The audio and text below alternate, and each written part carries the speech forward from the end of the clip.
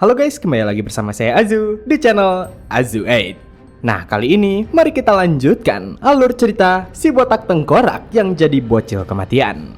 Dan season kedua part pertama, mari kita mulai. Di sebuah halaman luas, terlihat jika Yisak begitu kesal. Dan apa yang membuatnya kesal? Karena saat ini Yisak sedang memarahi Sabnak. Yisak yakin jika yang menyebabkan ini adalah Sabnak. Bahkan Whisper juga menambahkan, berani-beraninya Sabnak mencuri God of Justice dari Master. Bahkan ia merebut kembali Supreme God yang seharusnya jatuh ke pihak Golden Family. Juga dirinya malah mencuri stone milik House of Gold hingga dikejar-kejar oleh para priest. Karena sebelumnya ketika Yisak sedang membuat keributan di aula, para priest di sana menyadari ada sesuatu yang sedang menyerang para priest Sancta Sedes. Meski itu dianggap sebagai kesalahan Holy Spell, tapi jelas jika Yisak mengetahui tentang apa yang sebenarnya terjadi. Mendapatkan kemarahan tuannya, Sabnak meminta maaf kepadanya. Ia menjelaskan jika para priest menjijikan itu berani mencemarkan nama tuannya. Jadi dirinya tak bisa menahan diri saat mereka mencoba menyerangnya. Dengan pengakuannya, Yisak tentu saja telah menduganya. Tapi tiba-tiba perkataan Sabnak selanjutnya mengejutkan Yisak. Karena ia berkata jika sepertinya akhir hidupnya seperti ini. Memperhatikan sikap Sabnak, Yisak berpikir jika sepertinya Sabnak menderita serangan fatal dari para kardinal. Tapi Sabnak lanjut berkata, dirinya meminta maaf kepada tuannya atas pemandangan tak pantas yang telah ia perlihatkan. Jadi dirinya akan mempersembahkan Memory Stone sebagai pertemuan terakhirnya. Selama puluhan tahun hidup sebagai budak kekaisaran, dirinya telah mengumpulkan banyak rahasia kekaisaran dan semuanya tersimpan di dalamnya. Jadi ia yakin jika itu akan berguna baginya. Juga merupakan kehormatan terbesar bisa membalaskan kebaikan yang telah diberikan oleh tuannya. Dan karena dirinya tak bisa melarikan diri dari kekaisaran, ia akan mati di sini. Jadi, jika Tuan memanggil para pendeta, maka tuannya akan diakui atas penaklukan 14 Demon. Melihat Sabnak yang bersiap menerima kematiannya, Yisak memintanya untuk menunggu, serta ia kemudian memerintahkan Justice untuk keluar. Begitu God of Justice keluar, dirinya bertanya kepada Yisak tentang mengapa ia memanggil. Dan Yisak berkata, sebelum dirinya kehilangan akal hanya karena anaknya telah gagal melakukan penyegelan, Yisak memerintahkannya untuk mengubah Sabnak. Karena bukankah ia mampu mengubahnya? Mendengar permintaannya, God of Justice benar-benar terkejut. Tapi Yisak kembali menyatakan untuk ubah Sabnak yang merupakan undead menjadi manusia. Dari permintaan tersebut, God of Justice menganggap jika Yisak benar-benar gila. Namun Yisak yakin jika Justice bisa melakukannya. Karena jika God of Justice memiliki kuasa untuk mewujudkan hukuman, jadi bukankah ia bisa memutarbalikkan hukum alam juga? Entah itu melemahkan tubuh yang abadi atau melumpuhkan kaki seseorang agar tak bisa melarikan diri, bukankah ia bisa melakukannya? Dan karena God of Justice membenarkannya, Yisak tentu saja semakin senang. Di mana ia memberitahukan, jika si Justice mengubah undead yang tak bisa merasakan rasa sakit menjadi manusia, bukankah itu akan menjadi hukuman yang sangat menyiksa? Dari apa yang dikatakan oleh Yisak, God of Justice tentu saja memikirkannya. Karena memberikan hukuman berupa rasa sakit dengan mengubahnya menjadi makhluk yang lemah terhadap rasa sakit, itu jelas mungkin dilakukan. Di mana tentang Sabnak merupakan tangan kanan sekaligus pembunuh bayangan milik Skeleton King. Bahkan entah berapa banyak pelayan dewa yang telah dibunuhnya. Tapi meski begitu, dengan demon yang hanya bisa ditangkap karena ia undead, apa sekarang Yisak menyuruhnya untuk mengubahnya menjadi manusia? Tentu saja dirinya tak bisa membiarkan salah satu dari 14 demon kabur begitu saja. Setelah memikirkan dengan baik, Justice berkata kepada Yisak jika dirinya tak bisa melakukannya. Tapi Yisak balik mengancam, karena apa mungkin si Justice lebih memilih anaknya ditangkap? Yang mana karenanya God of Justice menjadi kesal, karena berani sekali bocah yang memiliki umur pendek mencoba mengancamnya. Apa ia pikir dirinya bisa ditipu? Yisak pun kemudian bergumam jika sepertinya ia perlu pergi ke Sang Paus, di mana ia mengajak God of Justice untuk mati bersama. Mendengar hal itu, God of Justice menjadi panik. Jadi ia berkata, jika Yitzhak benar-benar mengakui hal tersebut kepada sang paus, ia akan benar-benar mati. Dan Yitzhak membalas jika ia tidak terlalu peduli, karena sebagai seorang tuan yang tak bisa menyelamatkan bawahan berharganya, lebih baik ia mati saja. Mengenal Yitzhak yang merupakan Skeleton King, God of Justice semakin panik karena ia yakin jika orang gila ini pasti akan melakukannya. Bahkan ada alasan mengapa orang gila harus ditakuti. Dan jika situasinya terus berlanjut, pasti anaknya juga akan terseret kematian. Jadi karena God of Justice tidak memiliki pilihan, ia akhirnya menyetujui ketentuan milik Yitzhak, serta bertanya, bukankah dirinya hanya perlu mengubahnya menjadi manusia? Dan Yitzhak yang mendengar itu tentu saja senang. Namun ia mengejek si Justice, karena seharusnya dirinya menyetujui hal ini sedari awal. Dari hal tersebut, God of Justice berkata, jika Yitzhak menyentuhnya, maka dirinya akan membantunya menggunakan Holy Spell kepadanya. Jadi, tanpa buang-buang waktu, Yitzhak langsung menyentuh Sabnak. Sedangkan God of Justice, ia mulai menerapkan Divine Punishment kepadanya. Jadi, ia mengutuk Sabnak dengan teknik Humanification. Mulai saat ini, Sabnak akan merasakan rasa sakit sebagai manusia. Syarat untuk keberadaannya sebagai manusia adalah harus menerima hukumannya. Begitu Humanification dirapalkan, Yitzhak begitu senang karena dengan ini mereka bisa menghindari deteksi para pendeta. Jadi dirinya mendapatkan seorang pelayan pribadi yang sangat terampil dan rasanya sangat menyenangkan memiliki seseorang yang dapat dipercaya sepenuhnya. Tapi tiba-tiba baik Yitzhak dan Whisper benar-benar terkejut dengan apa yang dilihatnya. Karena apa mungkin selama ini Sabnak merupakan seorang perempuan? Dengan perubahan wujud itu, Sabnak mulai memikirkan dirinya. Juga ia berkata jika sepertinya ia memang seorang perempuan. Di mana ketika mendengar hal tersebut, Yitzhak benar-benar tak menyangka. Padahal dari bentuk dan suara Sabnak sebelumnya, ia begitu maskulin. Tapi mengalihkan itu Yitzhak bertanya, apakah ia merasa tidak nyaman? Dan Sabnak memberitahukan jika rasanya cukup aneh karena bisa merasakan sesuatu. Memperhatikan Sabnak, Yitzhak memberitahukan karena bagaimanapun mereka tak boleh membiarkan identitasnya terbongkar, terutama kepada kakek dan kelompok Eswa yang berencana menghancurkan tengkorak Skeleton King. Dan Sabnak tentu saja memahami karena Cardinal of Blue memiliki kekuatan yang setara dengan sang paus, jadi mereka harus tetap waspada. Di saat berikutnya, tiba-tiba saja Suri berteriak memanggil Yitzhak. Dengan kesal ia bertanya, dari mana saja Yitzhak selama ini? Karena dirinya sedari tadi sedang dicari-cari. Yitzhak pun membalas jika dirinya kabur untuk melindungi Cornerstone. Mengetahui akan itu, Suri menjelaskan jika situasi saat ini benar-benar kacau karena serangan teroris. Bahkan para Priest of Gold dan High Priest yang Yitzhak jadikan batu pijakan sebelumnya mendapatkan serangan. Jadi mereka sedang mencari pelakunya. Juga selain itu, sekarang Yitzhak menjadi target para senior tingkat 2. Saat menerima misi kekaisaran, seharusnya hanya mereka berdua saja yang akan pergi. Tapi sekarang, para senior itu ingin Yitzhak pergi sendirian. Mendengar hal itu, Yitzhak dengan enteng berkata, bukankah dirinya tinggal membuat tim dengan Suri? Tapi Suri memalingkan pandangannya, serta memberitahukan jika dirinya telah memiliki tim sendiri. Jadi ia tak bisa menemaninya. Dengan misi yang mengharuskan Yitzhak pergi sendirian, Suri tentu saja mengkhawatirkannya. Karena mau bagaimanapun, Yitzhak tak bisa melakukannya sendirian. Terutama misi itu untuk menemukan mata-mata Skeleton King.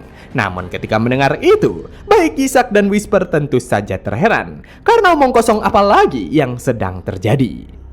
Suri pun lanjut berkata, jika sepertinya ada seseorang yang melakukan ritual pemanggilan Skeleton King di Istana Kekaisaran. Tapi meski Suri mengatakan hal itu, Yitzhak merasakan kekonyolan. Karena siapa yang sebenarnya memanggil siapa?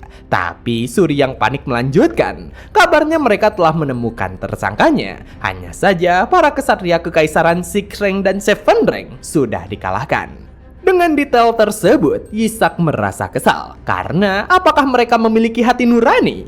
Mengapa mereka malah menyuruh para pemula untuk menangkapnya? Dengan protes yang diajukan oleh Yitzhak, Suri juga sadar jika itu merupakan misi yang sangat sulit. Jadi itulah mengapa harus dilakukan berdua.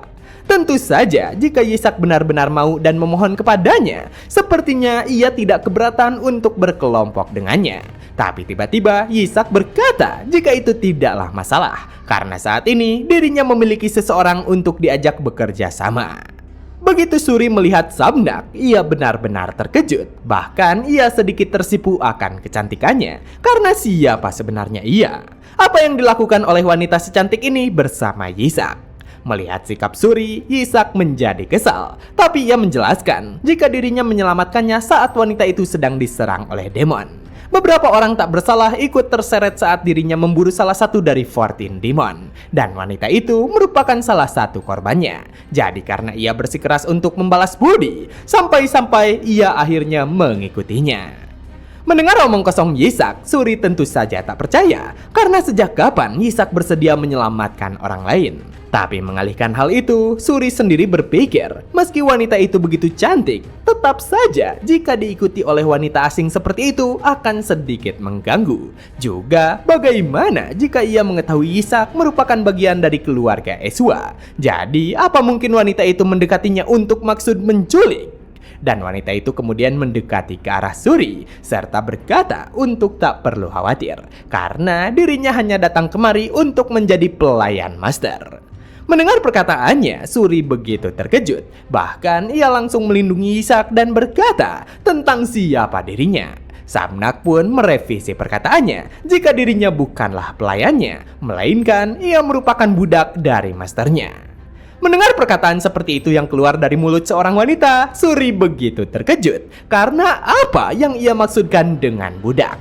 Begitu Sabnak menjelaskan jika ia akan setia melayani masternya sebagai budak dari siang dan malam, Suri semakin panik, di mana dirinya langsung menyalahkan Yisak.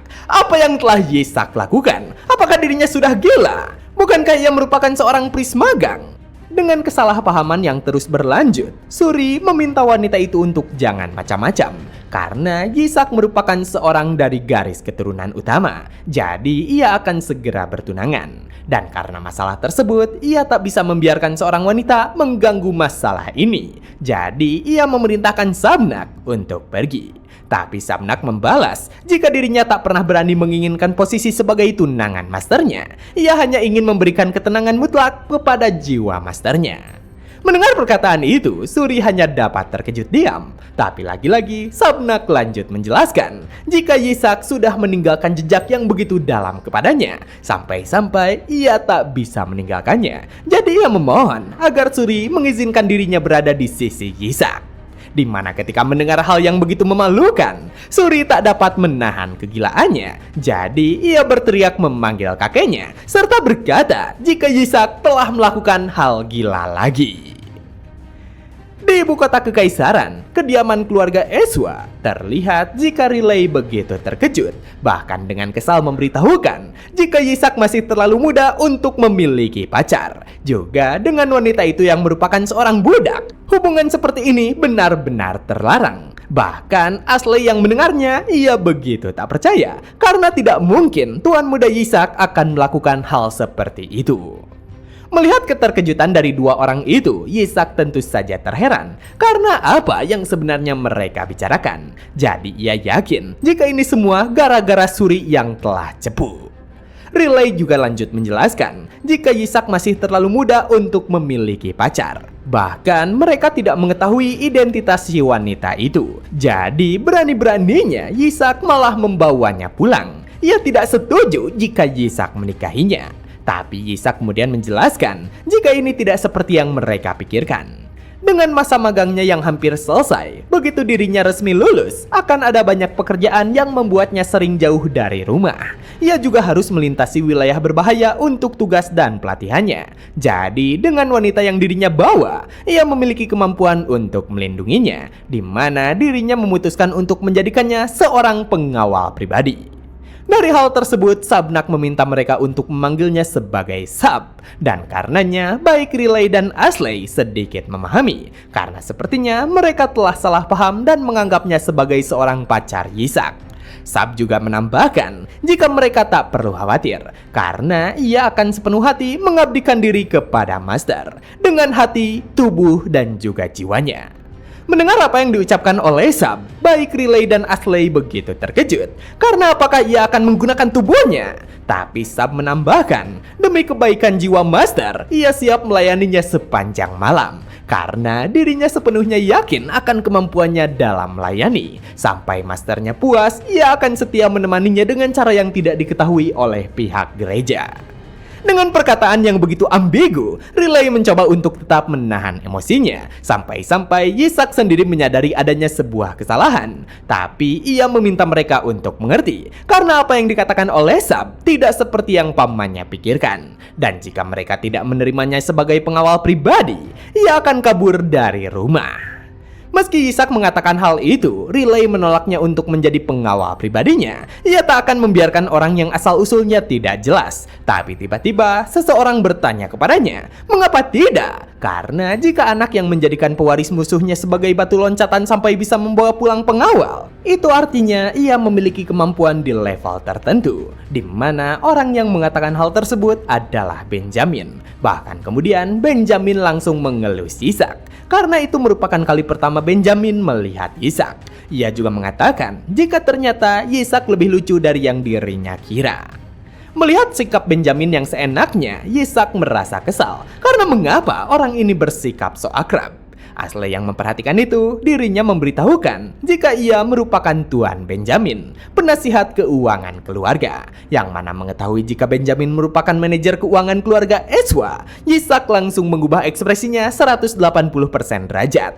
Bahkan dengan sopan berkata, jika ini merupakan suatu kehormatan karena bisa bertemu dengan pamannya. Ia meminta maaf karena tidak menyapa dengan benar, jadi ia berharap jika mereka bisa akrab. Dengan sikap Yisak yang seperti itu, Benjamin hanya bisa tertawa kecil. Tapi ia kemudian memberitahukan, dengan Yisak yang membawa seorang pengawal, mau bagaimanapun mereka harus memastikan kemampuannya terlebih dahulu. Dan karena Patriark telah memanggil Yisak, ia mengajak Yisak untuk masuk ke ruang utama terlebih dahulu. Sementara itu, di kediaman keluarga Sepet, Nigel mendapatkan rasa tidak percaya dari ayahnya karena Leon menganggap jika Nigel sudah melupakan sifat asli dari God of Justice. Mendengar hal itu, Nigel berkata jika dirinya tidak melupakannya. Namun, Leon balik bertanya, karena jika seperti itu, bagaimana bisa Yisak membuat kontrak dengan dewa yang telah Nigel panggil? Mendengar pertanyaan itu, Nigel sendiri tidak mengetahuinya, karena apakah ia pikir dirinya yang telah membiarkan hal itu terjadi? Bahkan ketika kejadian itu berlangsung, mereka tiba-tiba menghilang begitu saja, dan dewa itu malah membuat kontrak dengannya, seolah-olah dewa itu memang harus memilihnya. Dengan penjelasan Nigel, Leon tentu saja memikirkannya, karena jika God of Justice sampai seperti itu, pasti ini ada hubungannya dengan jiwa. Jadi, apa mungkin Yisak benar-benar seorang Saint? Jadi jika begitu, daripada memusuhi keluarga Ezwa, bukankah lebih baik untuk membentuk aliansi dengan mereka? Meski bocah itu selalu membuat dirinya kesal, tapi sekarang itu bukan hal yang terlalu penting. Jadi setelah Leon memutuskannya, ia memberitahukan Nigel, tanpa God of Justice, Red Family tidak bisa melanjutkan rencana ini. Kita bahkan tidak bisa memburu harta kuno. Karena itu, mereka tidak bisa membiarkan keluarga Ezwa mendapatkan sesuatu yang bahkan sang paus sangat menginginkannya. Mengetahui kegagalan rencana, Nigel bertekad jika dirinya akan pergi dan merebut kembali dewa itu darinya. Dan Leon membalas, jika seperti itu, ia harus bergerak cepat. Karena putra tertua yang memiliki berkah God of Punishment itu akan segera kembali. Dari apa yang dikatakan oleh ayahnya, Nigel benar-benar terkejut. Karena jika si jenius sialan itu kembali, ia pasti akan membunuhnya dan juga Yisak. Dan karenanya Leon memberikan perintah kepada Nigel untuk mendekati Yisak sebelum orang itu kembali.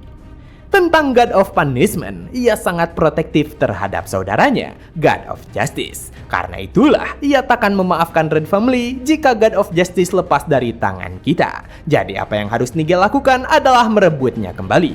Ia harus tetap berada di sisi baik Yisak sambil menggali informasi dari God of Justice. Dan apa yang perlu ia lakukan adalah menjadi pelayannya. Di mana ketika Nigel mendengarnya, ia kembali mengingat kenangan buruknya. Karena sial sekali nasibnya. Tapi mau tidak mau, ia benar-benar harus menerima perintah tersebut. Kembali ke sisi Yisak, terlihat jika Ilai memarahi Yisak. Karena apa yang sedang Yisak rencanakan dengan membawa wanita itu. Tapi Yisak menjelaskan kepada kakeknya jika ia merupakan pengawal pribadinya. Lagi pula setelah masa magangnya selesai, ia akan mendapatkan pelayan tingkat 3. Jadi dirinya lebih suka memilih seseorang yang benar-benar disukainya. Meski Yisak memberitahukan seperti itu, kakeknya begitu kesal. Bahkan ia bergumam, mengapa anak kecil sudah memikirkan pernikahannya. Dan karenanya Ilai bertanya, apa Yisak pikir bisa sembarangan membawa siapapun untuk menjadi pengawalnya? Sab yang ada di sana meminta Ilai untuk tak perlu khawatir, karena dirinya yakin dengan kemampuannya. Bahkan ia takkan kalah dari siapapun yang ada di sini. Mendengar kepercayaan dirinya itu, baik Asley dan Riley terbakar oleh amarah. Jadi mereka meminta izin kepada Patriark untuk menguji kemampuannya.